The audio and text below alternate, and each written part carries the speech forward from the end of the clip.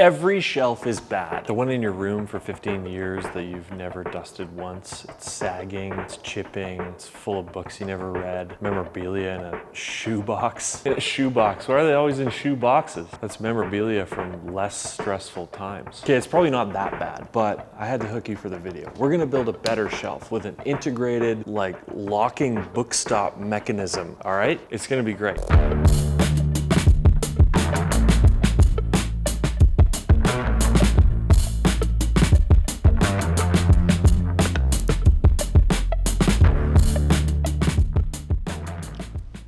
And we're gonna make it with this West Coast walnut. I got this 4 years ago when I made this glass inlaid river table, and this was the offcut. It's insanely beautiful wood, and we're gonna make a shelf out of it because it has been making my shelves sag.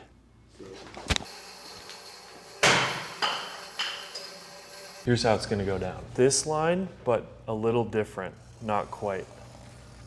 You know, not quite parallel, but similar. Let's make sure it's straight. Then we're gonna cut that and that. No, that's too big. That's too big. It's gotta be, yeah, that's what it's gotta be. All right, man. Okay. It's good to clearly show what you're doing. Forget about this, and this for that matter, and this for that matter. Forget about all the squiggled out stuff. These are the two blocks we're gonna use. This one is gonna get affixed to the shelf. The shelf is gonna go way that way, and then, you know, it'll be mounted to the wall level like this.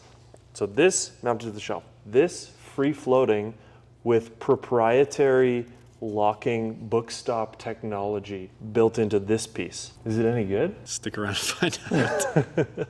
And on this side, 4-year-old cobwebs and dust. That's rolled up. That's how you know it's bad. Get it? It's like when people say that's how you know it's good. It's like that. Yeah. We're gonna make this look nicer, but you should see it first. That's good filmmaking. Are you gonna leave that cool crack? Yeah, it's possible. The crack goes all the way through, and this is gonna be right where we machine out the proprietary book lock mechanism on the CNC machine. So I think you're gonna CNC into that and see into it, you know? I just wrote that. So we turn on the loud tools, and that's why I'm talking to you like this now. We use the bandsaw, the jointer, planer. We turn this rough, ugly wood into usable wood. I think that's enough. Let's be here now. Yeah? Which one of you am I talking to? Here. Done. Look at that. This one is still going to be the same thing we decided, and so is this one, but they look different now. And so that's all done now.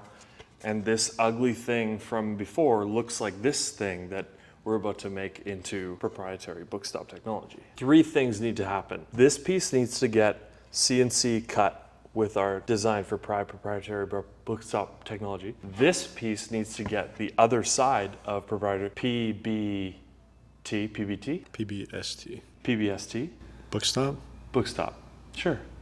2 proprietary words? bookstop technology. 2 words? PBST. Yeah. Yeah, that's definitely 2 words. Everyone knows that. And number 3, the live edge should get wire brushed down, but I just looked around for 38 minutes and I cannot find our wire brush.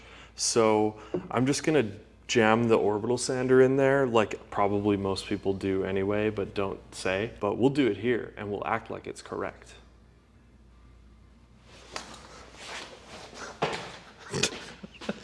Definitely leaving that in. Action. Oh, didn't see you there. Here's the tool paths. That's way too many lines.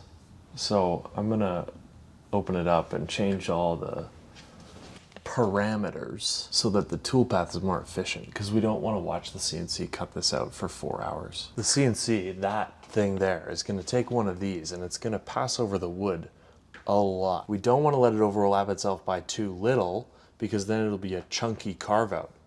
And if it's too much, then it's wasting time getting like a perfectly high resolution cutout. Is that interesting? Using my measuring device, I found the middle of the board almost. I moved it a bit, but it's the middle in some ways. I'm gonna put it in the CNC now. Now I'm gonna bring it over. Are you centering it? Are you zeroing it? I am centering it. I've navigated the CNC to our mark, and now I'm gonna push 0, 0, 0, 0, 0, 0, 0, and now it knows where to start the project from the computer that we use, the computer.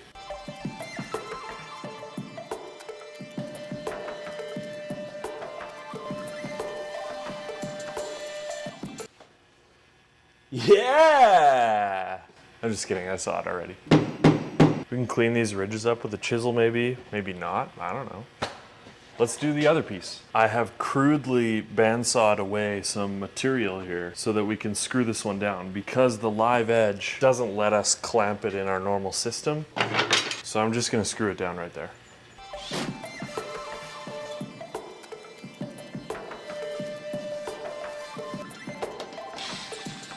The only bits I have that are tall enough to cut the whole thing at once are so thick that they wouldn't have gone into this corner enough, but that's okay. I'm just gonna clean this up with a chisel.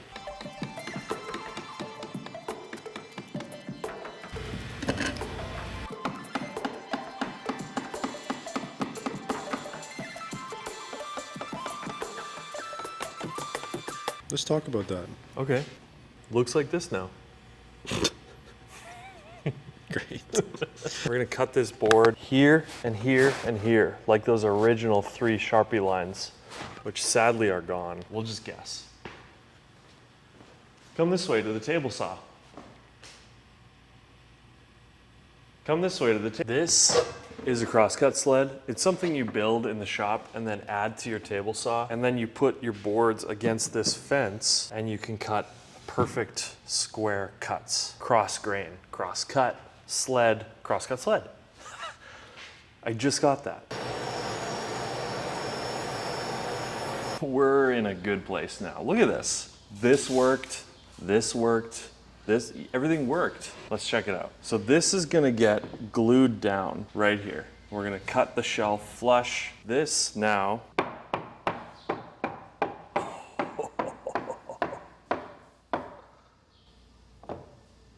adjustments must be made, but this is really awesome. I'm gonna round these teeth down so that they match the grooves that the CNC cut. And we're gonna maybe adjust exactly where this is cut and where this is cut so that it can nicely close. But there's a little bit of space here, which I like. This is 2 1/4. And then in here, we have 2 5/16. So we have 1/16 of play, which is nice, makes it easy to use. But yeah, I'm gonna round these. We're gonna cut this to length. We're gonna cut this to length. We're gonna figure out a mounting plate at the back, and then you can get out of here and watch another video, maybe one of ours.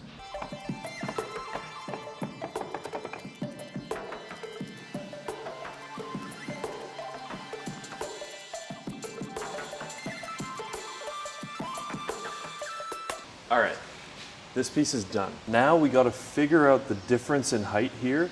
Trim that off the bottom of this one so that it sits perfectly flush with this one. Got my regular calipers dial. We're gonna take that measurement, which is 0.424 inches, and we're gonna cut that off of the bottom. And then I'll sand this up, and then I'll see you back here.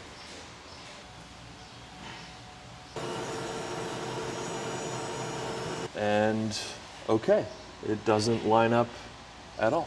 That's, you know, I will say the spot I measured right here lines up perfectly. So we've got that going for us. I'm gonna trace this profile onto here, and then I'll sand down to that.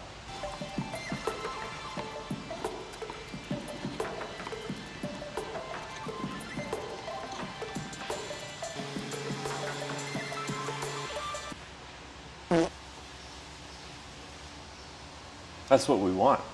That's why we come here. If I could level with you guys, the rest of the steps are quite boring, and it's 2025. So let's just cut to the nice finished product. Montage time. We're gonna clamp this on here, and you know, One of those days. it's pretty simple. We just have to put glue between them, and then we need to clamp it.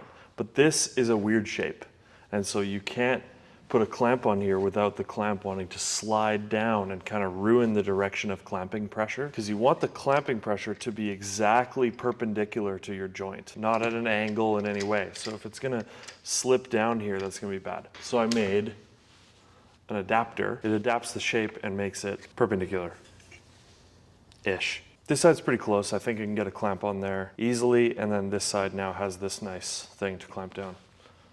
So we'll do it. What I was gonna say is you don't want glue to get too close to this front edge, because that's the visible edge that will be difficult to clean up. And then I put this down and let the glue drip toward that edge while reaching for the brushes. And so we're in that situation anyway. But the advice is still good, you know? You wanna put enough glue that it squeezes out just barely. The squeeze out on this side, I can easily sand down because it's flush to this edge. And the squeeze out at the back is at the back and no one's gonna see it, which is a bad way to think, but this is YouTube. So we're only gonna film the front of the shelf. Should we not tell people that? I'll cut it. Okay, cut it. So we clamped it, and we went to this great rye bread restaurant. Came back, opened it up, and now we're fitting this back piece. Now we're gluing the back piece. Clamps, make sure it's square, drill some holes, put on some gloves. It's really hard to progress this project because I just want to play with it.